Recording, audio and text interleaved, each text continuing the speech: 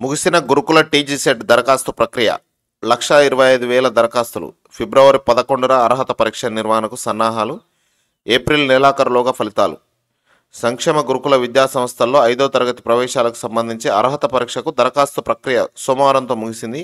సాయంత్రం వరకు సాగిన దరఖాస్తు ప్రక్రియలో భాగంగా 1,25,000 మంది విద్యార్థులు ఆన్లైన్లో రిజిస్ట్రేషన్ చేసుకున్నట్టు అధికారులు ప్రాథమికంగా వెల్లడించారు. డూప్లికేషన్, పూర్తి వివరాలు లేని దరఖాస్తులను పరిశీలించిన తర్వాత మరింత స్పష్టత వస్తుందని అధికారులు చెబుతున్నారు.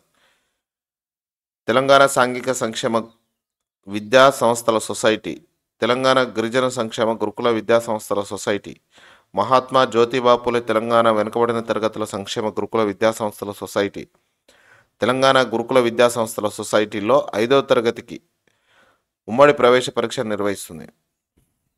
4 సొసైటీల పరిధిలో దాదాపు 700 గురుకుల పాఠశాలలున్నాయి. ఈ పాఠశాలలో 5వ తరగతిలో 48,500 సీట్లు. ఒక్కో సీటుకు సగటున 2.5 రెట్లు పోటీ ఉంది. ఫిబ్రవరి 11న అర్హత పరీక్ష. 5వ తరగతి ప్రవేశాలకు ఉమ్మడి పరీక్ష ఫిబ్రవరి 11న నిర్వహించనున్నట్టు సెట్ కన్వీనర్ ప్రకటించారు.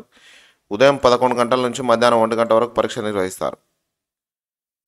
పరీక్ష తేదీని వారం రోజుల పాటు ముందు వెబ్సైట్లో హాల్ టికెట్లు అందుబాటులో ఉంచనున్నట్టు అధికారులు చెబుతున్నారు. సొసైటీల వారీగా రిజర్వేషన్లు వేర్వేరు ప్రాధాన్యతల క్రమంగా ఉంటాయి. అర్హత పరీక్షల్లో ఉత్తమ మార్కులు సాధించిన వారికి ప్రవేశాల అవకాశం కలుగుతుంది. ఏప్రిల్ నెలాఖరులో లేదా మే నెల మొదటి వారంలో పరీక్ష ఫలితాలను ప్రకటించే అవకాశం ఉంటుందని అధికారులు చెబుతున్నారు.